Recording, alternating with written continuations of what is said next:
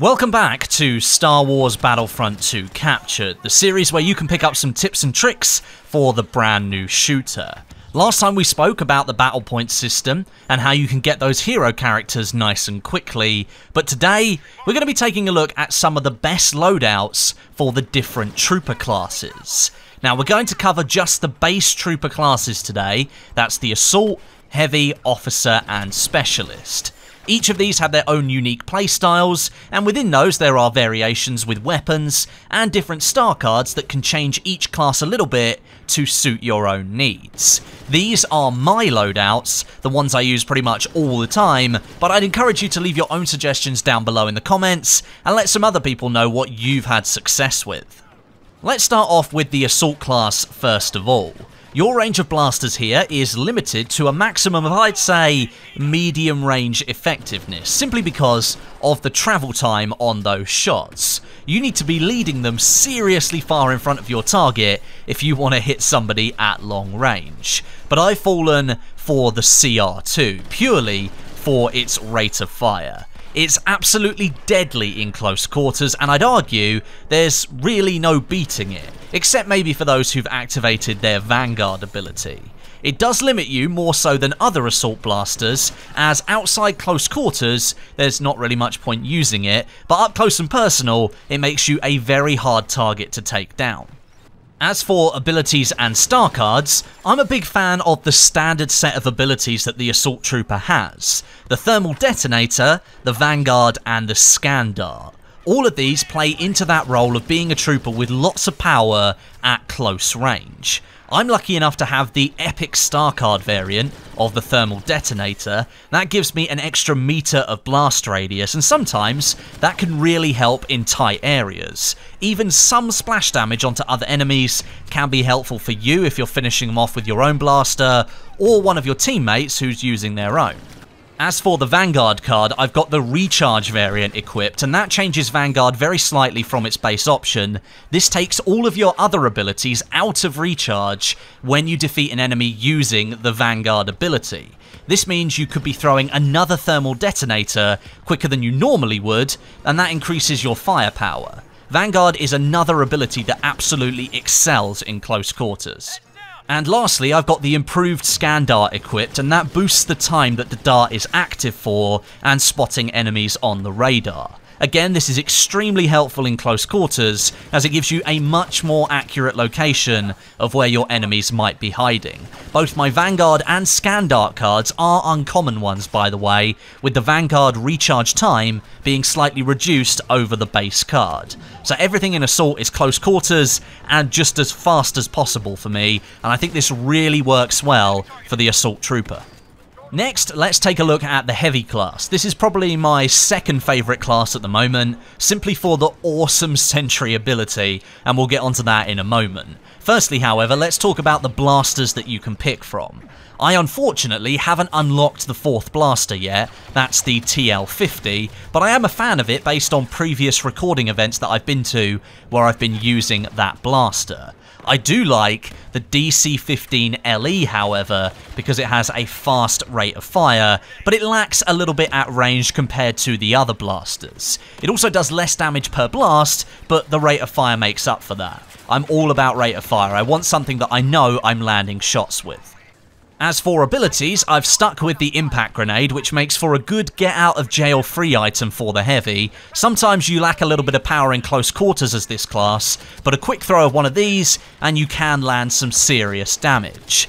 After that, I've switched out my standard Sentry for an explosive variant, which in my opinion is much more fun to use. This fires slower than the normal Sentry, but it features a huge amount of explosive damage, which will splash and hit enemies. The downside is that you're unable to move at all whilst you're firing, so you have to set yourself up right and make sure you're in the right direction first of all.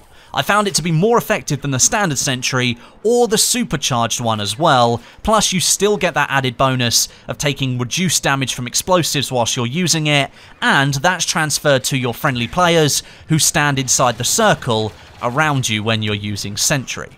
And lastly for the heavy, I've kept my combat shield, but it's been upgraded significantly with an epic variant. The purple one features more health, up to 300 health points, and it has a faster recharge as well.